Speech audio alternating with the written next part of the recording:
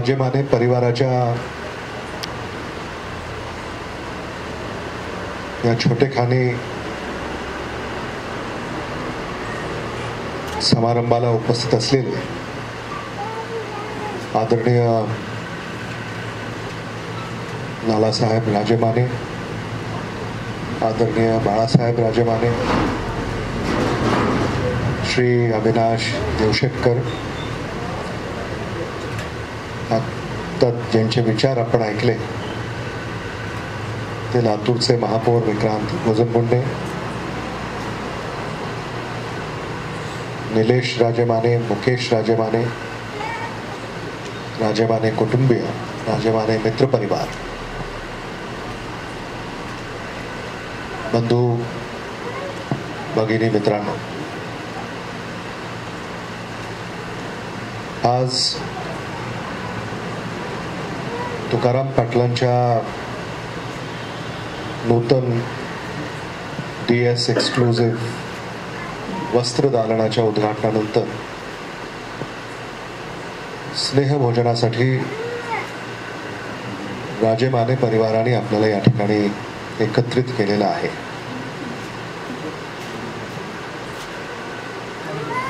त्यांनी अतिशय प्रेमानं आज मला आणि माझ्या समवेत आपल्या सगळ्यांना या ठिकाणी आमंत्रित केलं. त्याबद्दल मी त्यांचे आभार व्यक्त करतो. तुकाराम पाटलांनी मला उद्घाटनाला बोलवलं आणि सकाळी निरोप आला की जेवायला दुसरीकडेच जायचं.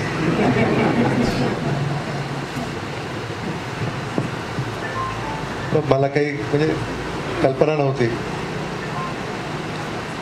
ते म्हणाले उद्घाटन झाल्यावर जेवण आहे. साधारणतः उद्घाटन झाल्यानंतर आपल्याला असं वाटतं की जेवण तिथंच त्याने केलं आणि मग जेवण करून सगळे. थोडी चौकशी केल्यानंतर मला असं लक्षात आलं की हा बेत आपण रचलाय आणि मला त्याचा आनंद आहे. कारण गेली अनेक दिवस तुमचा हा आग्रह होता की आपल्या सगळ्यांना एकत्रित करावं आणि स्नेह भोजनाचा कार्यक्रम घेण्याची त्यांनी इच्छा दर्शवली होती. आणि खरं आहे की कोरोना आणि मग तुम्हाला असं काही वाटत नव्हतं की या जेवण करायचं असंच होतं त्याही काळात. पण आम्ही राज्यभर हे सांगतोय लोकांना, मास्क घाला, अंतर पाळा, हात धुवा. आणि म्हणून मग आपणच लोकांच्या घरी जाणं त्या काळामध्ये संयुक्तिक नव्हतं म्हणून कुठेच गेलो नाही आम्ही सगळेच टाळलं. पण आता आपण या तिसऱ्या लाटेतनं बाहेर पडलोय आणि बोटावर मोजण्या इतक्या लोकांनी मास्क घातलेला आहे माझ्या सकट. ज्यांनी घातलाय त्यांना असं वाटतं की चौथी लाट येईल, ज्यांनी घातला नाही त्यांना असं वाटतं की आता संपलं. असंच ते सूत्र आहे. म्हणजे लक्षात कसं येतं आपल्याला, हे ते चिन्ह आहे की मानसिकता जी असते, ज्याने घातला नाही त्याला असं वाटतं हो गया कुछ नहीं होने वाला. ज्यांनी घातलाय त्याला असं वाटतं की कुछ भी हो सकता है. आणि आमचे काही मित्र जयपूरला होते, त्यांना लागण झाली आता 3-4 दिवसापूर्वी. आणि मग असं वाटतं की एक नवा व्हेरियंट आता पुन्हा आलाय की काय. आता शांघायमध्ये लॉकडाऊन झालंय, आज त्यांनी जाहीर केलं. जगामध्ये आणखी ह्या 5व्या 6व्या लाटा सुरू आहेत आणि मग आपण सतर्कच राहायला हवं. म्हणजे वॅक्सिनेशन, बूस्टर डोस, जे काही आपल्याला सरकारनं सांगितलेलं आहे ते त्याचं पालन हे सगळ्यांनीच केलं पाहिजे. एक त्याच्यामधलं जमेची बाजू म्हणा किंवा एक चांगली बाब की हे व्हेरियंट सौम्य आहे.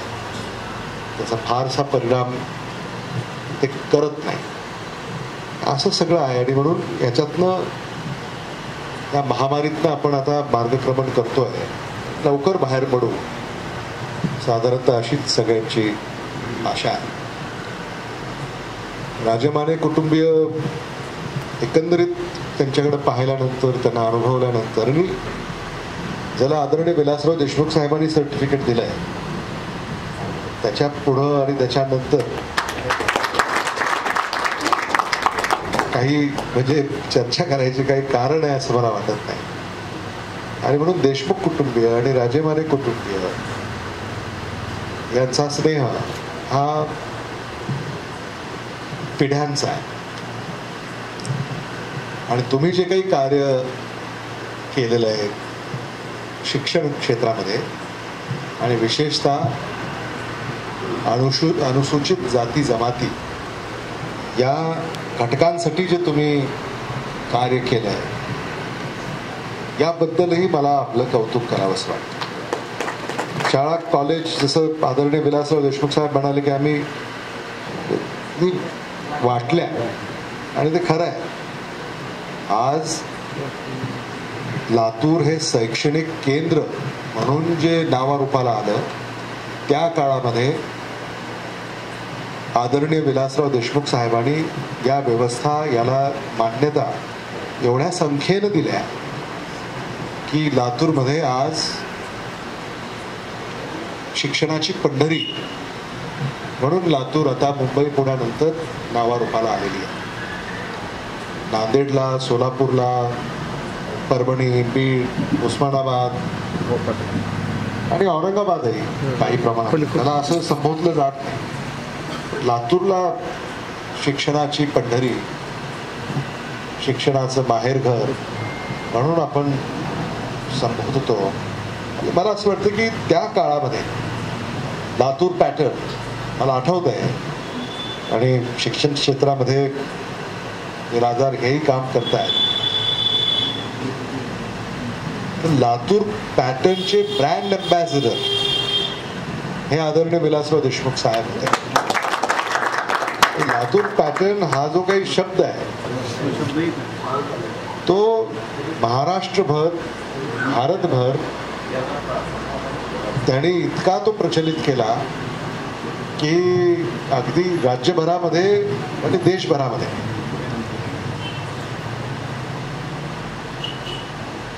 हा सर्वदूर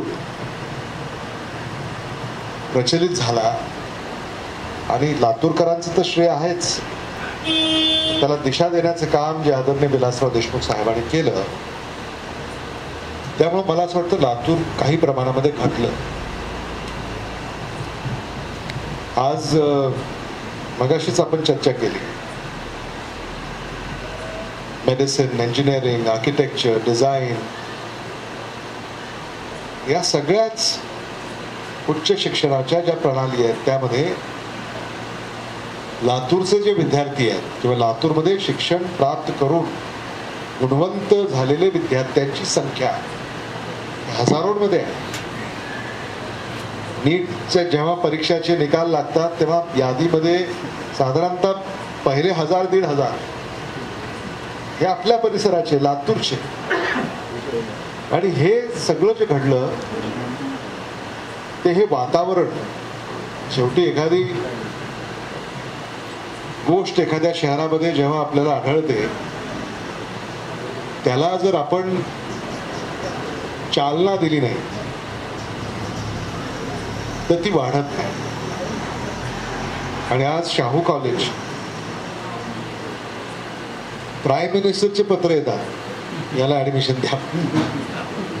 प्राईम मिनिस्टर, मी पाहिलेत ती पत्र, डॉक्टर मनमोहन सिंगांची पत्र, अटल बिहारी वाजपेयींची पत्र, प्राईम मिनिस्टरची पत्र येतात की या विद्यार्थ्यांना इथं प्रवेश द्या. आणि त्यांनी अलीकडे तर ते बंदच केलं. It's only on merit now, no quota. लातूरचं नाव लौकिक नावारूपाला आलेलं आहे. तुम्ही सुद्धा शिक्षण क्षेत्रामध्ये आहात, ज्या क्षेत्रामध्ये तुम्ही कार्य करताय ते उत्तम करताय. वैद्यकीय शिक्षण हा कार्यभार आता आम्ही पाहतोय, त्यामुळे वैद्यकीय शिक्षणामध्ये सुद्धा तुम्ही जर आलात तर आम्हाला आनंद होईल. जानवळला तुम्ही आता केलं, आता लातूरमध्ये काही करा.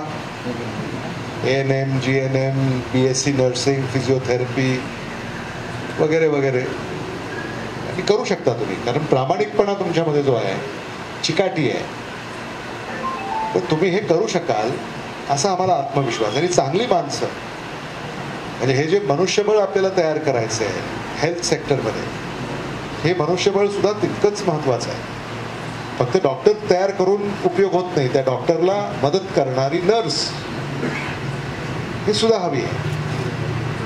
त्या डॉक्टरचं म्हणजे ऑपरेशन झाल्यानंतर त्या रुग्णाला पुन्हा पूर्वपदावर आणण्यासाठी फिजिओथेरपिस्ट हाही तितकाच महत्वाचा आहे. टेक्निशियन, सुपर स्पेशालिस्ट, या सगळ्या ज्या शैक्षणिक प्रणाली आता पुढे येत आहेत, तरी कोरोना महामारीनं आपल्याला आणखी जागृत केलं. याकडं आपल्याला लक्ष देण्याची गरज आहे. आणि हे जे मनुष्यबळ आहे याला भारतातच नाही तर जगामध्ये मागणी आहे. आता आपल्याला काय केलं पाहिजे, नुसतं शिक्षण देऊन उपयोग नाही. शिक्षण दिल्यानंतर जे मनुष्यबळ कामाला लागतं ते तयार करणं आणि ते मनुष्यबळ लातूरहून निर्यात करणं. जाऊ द्या जगाच्या पाठीवर सगळ्यांना काम करायला. जसं केरळचे लोक जगभर जातात तसे महाराष्ट्राचे गेले पाहिजे. केरळच्या नर्स कुठेही तुम्ही जा, अगदी अमेरिकेमध्ये, इंग्लंडमध्ये, सौदी अरेबियामध्ये, मिडल ईस्टमध्ये, साऊथ ईस्ट एशियामध्ये, सगळीकडं केरळ हे मनुष्यबळ तुम्हाला पाहायला मिळतं. आणि म्हणून इथं आज अनेक आमचे सहकारी बसलेले आहेत जे कोचिंगमध्ये आहेत. त्या सगळ्याच मंडळींना माझी अशी आग्रहाची विनंती की थोडंसं आता याच्या पलीकडे जाऊन विचार करण्याची आवश्यकता आहे. कसं म्हणजे this is all forward integration and backward integration. आपण एक आपल्याला जमलं की आपण ते करतो, पण त्याच्या पुढे काय म्हणजे तुम्ही डॉक्टर तयार केले, सुपर स्पेशालिस्ट का नाही तयार केले?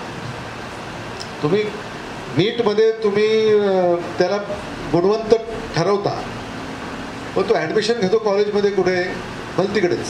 मग ते का कॉलेज का इथं असू नये? म्हणजे आता जसं तुकाराम पाटलांनी सांगितलं की तुम्हाला खर्चच करायचा असेल तर लातूरातच करा. तुम्हाला कुठला कपडा पाहिजे, बनारसचा पाहिजे का तामिळनाडूचा पाहिजे का इटलीचा पाहिजे का इंग्लंड, सगळं त्यांनी दिलेलं आहे. त्यामुळे या शैक्षणिक व्यवस्था इथं का होऊ नये? म्हणजे हे विद्यार्थी जे आता उच्च शिक्षणासाठी बाहेर चाललेले आहेत, उद्या ते इथंच थांबता, आपल्याला त्यांना थांबवता आलं पाहिजे. आणि म्हणून आता अनेक शहरं आहेत, ही विद्यापीठाचं शहर आहे. ऑक्सफर्ड काय, ऑक्सफर्ड हे विद्यापीठाचं नाव आहे आणि म्हणून त्या शहराला ऑक्सफर्ड म्हणतात. हे विद्यापीठाचं शहर आहे आणि म्हणून लातूरमध्ये सुद्धा ती क्षमता आहे. लातूरही भविष्यामध्ये विद्यापीठाचं शहर होऊ शकतं. त्या दृष्टिकोनातून आपल्याला आज हा आराखडा तयार करावा लागेल. आणि म्हणून मोठेगावकर सर, खरंच तुम्ही ब्रेन स्टॉर्मिंग केलं पाहिजे. हे जे तुम्ही करताय ते कराच. बॅकवर्ड इंटिग्रेशन, फॉरवर्ड इंटिग्रेशन याच्यात सुद्धा थोडंसं काम आपण केलं पाहिजे. आणि तुमचे जे सगळे सहकारी आहेत, कॉलिग्ज आहेत, यांच्याशी चर्चा करून आपल्याला हे कसं करता येईल याचाही विचार झाला पाहिजे. आज भारत ज्या गतीनं पुढे जातोय, महाराष्ट्र ज्या गतीनं पुढे जातोय, आज महाराष्ट्र पूर्वी जसा होता तसा आज राहिलेला नाही. महाराष्ट्रामध्ये आज म्हणजे कोरोनाचे रुग्ण महाराष्ट्रात सगळ्यात जास्त होते, कारण आम्ही एकही रुग्ण लपवला नाही. आणि त्याचं दुसरं एक कारण की या देशामध्ये हे एकमेव राज्य आहे जिथं सर्वाधिक आंतरराष्ट्रीय विमानतळ आहेत. कोरोना कुठून आला? परदेशातून आला ना. आणि मग जिथं हे प्रवासी इथं आले आणि मग ते इन्फेक्शन किंवा व्हायरस, आंतरराष्ट्रीय विमानतळ सर्वाधिक हे मुंबईत आणि महाराष्ट्रात आहेत. हे जे इन्फ्रास्ट्रक्चर झालं आता हे बदलत चाललेलं आहे. आणि हे आंतरराष्ट्रीय विमानतळ आता पुण्यात होत आहेत, नागपूरमध्ये होत आहेत, नवी मुंबई,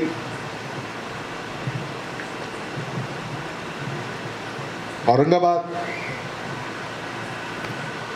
आणि मग महाराष्ट्राची भूक ही वाढतीये. आणि ह्या स्पर्धेमध्ये आपण लातूरला कुठे पाहतोय हे आपण विचार केला पाहिजे. महाराष्ट्राची काय गरज आहे, आपण महाराष्ट्राचं मनुष्यबळ कसं पुरवू शकतो याचा आपण विचार केला पाहिजे. आज तुम्ही सगळे शिक्षणाशी निगडीत आहात आणि म्हणून ह्या कार्यक्रमाचं औचित्य साधताना जो संवाद आपण या ठिकाणी साधतोय, मला असं वाटतं की लातूरचं जे कल्चर आहे ते आता, जे गुणवत्ता तर आहेच, लातूरमध्ये गुणवत्ता याला प्रथम प्राधान्य आहे, कुठलंही क्षेत्र असो. आणि कोणत्या क्षेत्रामध्ये आपण गुणवंत राहील म्हणजे आता आपण खूप चर्चा केली, कुठले 7-8 क्षेत्र तुम्ही पहा, we are number 1. Pulses we are number 1, oil we are number 1, sugar we are number 1, education we are number 1, coaching we are number 1, hospitals we are number 1, politics number 1, journalism number 1.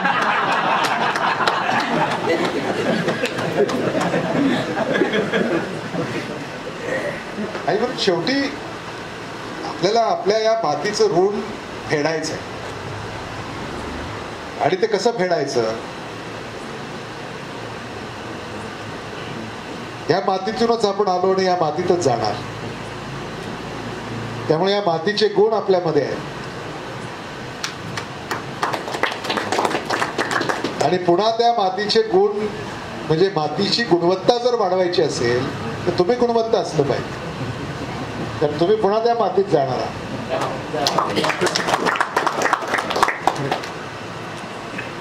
आणि आज या कार्यक्रमाचं वैशिष्ट्यच हे आहे, तुकाराम पाटलांच्या त्या वस्त्रधारणाचा उद्घाटन सोहळा असो किंवा हे आता हे स्नेहभोजन राहिलेलं नाही, हे आता भाष्य भोजन झालेलं आहे.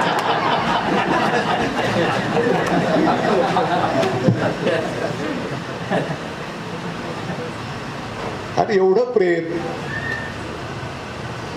आपण या ठिकाणी व्यक्त केलेलं आहे, त्याबद्दल मी आपले जेवढे आभार मानावेत तेवढे कमी आहेत. आणि सगळं राजकारणाच्या निवडणुकीच्या हे पलीकडेच आहे. आपण एका शहराचे आहोत,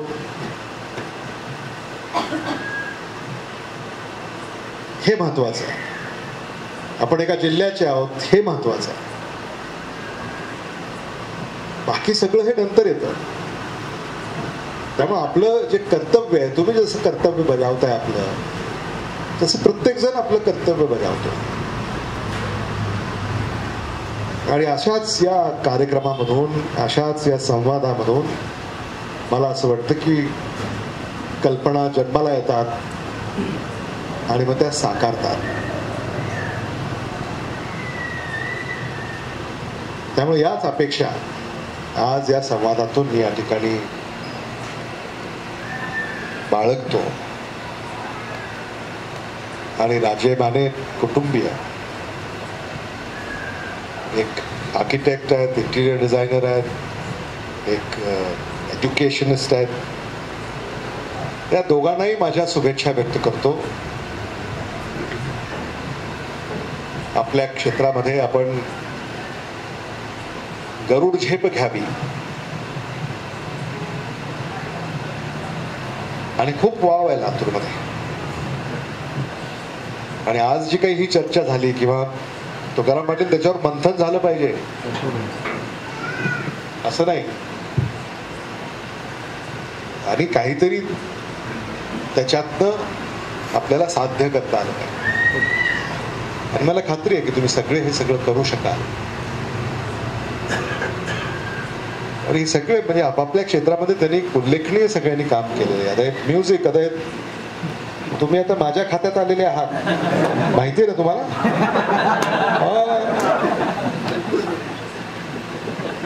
हे एकदा मला साहेब मुख्यमंत्री असताना वर्षावर आले भेटायला आणि मी त्या काय ते कॅबिन मध्ये बसलो होतो. एक वेटिंग रूम असते, हे वेटिंग रूम मध्ये होते. सकाळी 10 पासून भेटीगाडी सुरू झाल्या, भेटतोय लोकांना, येत आहेत, चाललेत. आणि खूप तासानंतर हे आले. म्हणजे अगदी प्रतीक्षा करून त्रस्त दिसत होते मला, आहे की नाही. आणि मी आश्चर्य व्यक्त केलं, कधी आला म्हटलं तुम्ही. मी सकाळपासून बाहेर बसतो. मला माहीतच नाही म्हटलं तुम्ही बाहेर आहात, मला कोणी सांगितलंही नाही. नाही तर ते कोणीतरी देतं नाव, चिठ्ठी वगैरे असले.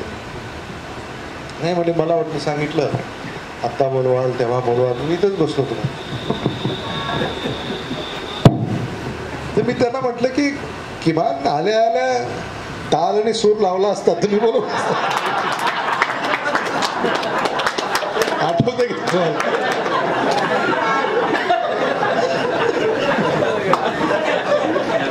3-4 तास जी प्रतीक्षा तुम्ही करत होता, आवश्यकताच नाही. अगेन टॅलेंट आहे. आम्हाला शिकवलं त्यांनी. आम्ही जात होतो त्यांच्या पहिल्या मजल्यावर तबला शिकायला. हो, म्हणजे आईंनी आणि त्यांनी आम्हाला आग्रहानं ते सुद्धा कल्चर आपल्या घरामध्ये सुरुवातीपासून. साहेब उत्तम हार्मोनियम, काका उत्तम तबला, आणि अगदी त्यांनी खूप प्रयत्न केले.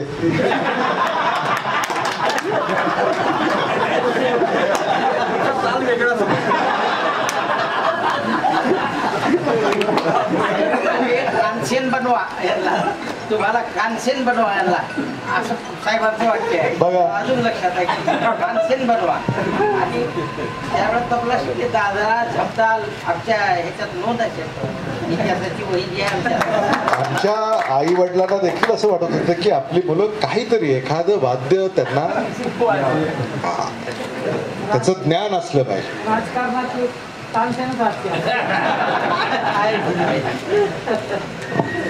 तर मग इथं तुमच्याकडं, मग आम्ही मुंबईला गेलो, साहेब आमदार झाले, मग राज्यमंत्री झाले. मग मुंबईला गेलो आम्ही 82 साली. मग तिथं सुद्धा आम्हाला संगीत विद्यालयामध्ये प्रवेश घ्यायला लावला, मुंबईत सुद्धा. तिथं देखील म्हणजे एक घरामध्ये ते वातावरण होतं की हे सुद्धा अंग आपल्या मुलांमध्ये असावं, हे त्या काळामध्ये. आणि बघ, रितेश हे अभिनेते झाले आणि मी सांस्कृतिक मंत्री झालो.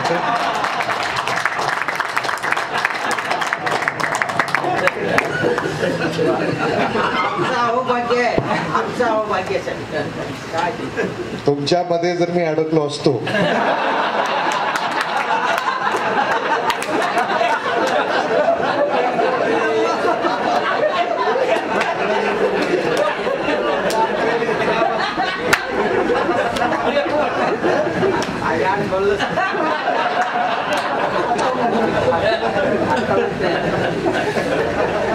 कलाकार मंत्री आहेतच.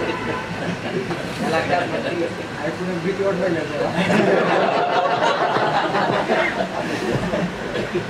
आणि खरंच आता त्यांची सुद्धा दुसरी पिढी आता जगभरामध्ये त्यांनी नावलौकिक मिळवलेला आहे. मंगेश, गोरगाव उत्तम. आणि म्हणजे जे त्यांचं स्वप्न होतं त्या पिढीनं ते पूर्ण केलं. आणि प्रत्येक वेळा मला मेसेज करणार, माझा कार्यक्रम सह्याद्रीवर आहे, इतक्या वाजता आहे, जरा पहा. झी TV वर आहे, ह्या पहा वगैरे वगैरे, खूप अगदी प्रेमळ. आणि देशमुख कुटुंबियाबरोबर म्हणजे त्यांच्या वडिलांबरोबर सुद्धा आम्ही वेळ घालवला. हा, त्यांच्याबरोबर वेळ घालवलेला. घरी जाणं बसणं, दादांचा सुद्धा स्नेह तुमच्या प्रती खूप होता. असं सगळं तुम्ही या म्युझिक मध्ये सुद्धा काहीतरी केलं पाहिजे. म्हणजे संगीताचं विद्यापीठ नाही महाराष्ट्रात अजून. तामिळनाडूमध्ये आहे, कर्नाटकामध्ये आहे. त्यांचा एक छोटासा विषय आहे, जागा द्यायला तयार आहे ते अकॅडमी त्यांच्या इथे पाहिजे. जागा देता येते, सांगा ते जागा देऊ लागलो करायची अकॅडमी पाहिजे. तर मी मुंबईला येणार होतो त्याविषयी. लता मंगेशकरांना घरी त्या राहिल्या नाहीत, त्याच्यानंतर आम्ही भेटायला गेलो होतो. तर आता महाविकास आघाडीचं सरकार सुद्धा त्यांच्या स्मृतीमध्ये संगीत या क्षेत्राशी निगडीत काही स्मारक ते उभं करताय. आणि म्हणून विद्यापीठ करावं का अकॅडमी करावी याची सगळी चर्चा सुरू आहे. तर लातूरमध्ये आपल्याला खरं म्हणजे कला अकादमी जी आहे ती मुंबईत आहे, महाराष्ट्रात कुठेही नाही. आम्ही असा प्रयत्न करतोय की जिल्हा तिथं कला अकादमी. ते कोविडमुळं काय सगळीच बंधनं आली, काहीच करता येऊ शकलं नाही. आत्ता कुठं कामकाज सुरू झालेलं आहे. आणि म्हणून लातूरमध्ये एक कला अकादमी उभं करण्याचा देखील विचार आपण या ठिकाणी करतोय. आणि महापौरांना देखील दुसरी एक जी लातूरला आवश्यकता आहे ते कला महाविद्यालयच. आपल्याकडं जे हे म्हणजे जे स्कूल ऑफ आर्ट्स हे जे आहे तर स्कूल ऑफ आर्ट्स हे लातूरमध्येही असलं पाहिजे. इथं अनेक चित्रकार आहेत, शिल्पकार आहेत.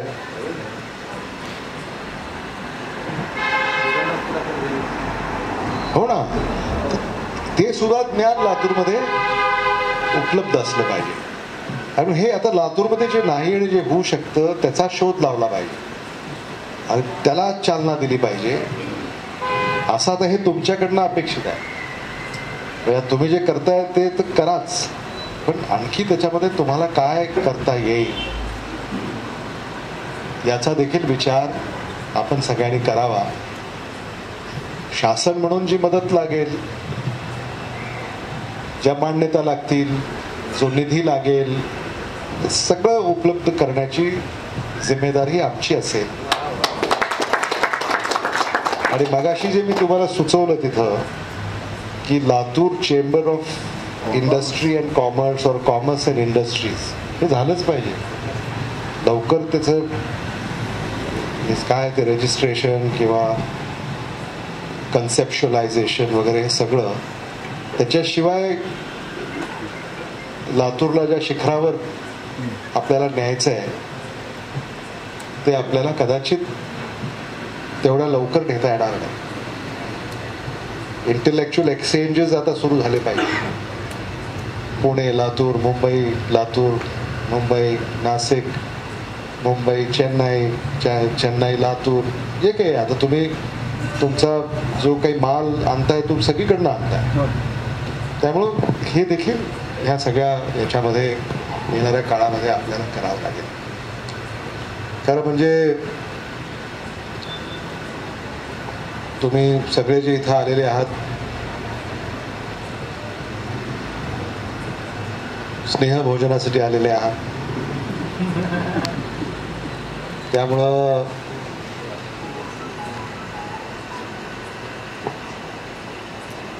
तुमचं बरं आहे. कारण तुमचा एकच प्रयोग झालेला आहे, आमचे 2 प्रयोग झालेले. काय महापौर एकच प्रयोग झालाय तुमचा. आम्ही तिथे एक प्रयोग करून आलो, इथं प्रयोग सुरू आहे. आणि ठरलं असं होतं, एक प्रयोग एक जेवण. हे 2 प्रयोग एक जेवण ठरलं नव्हतं.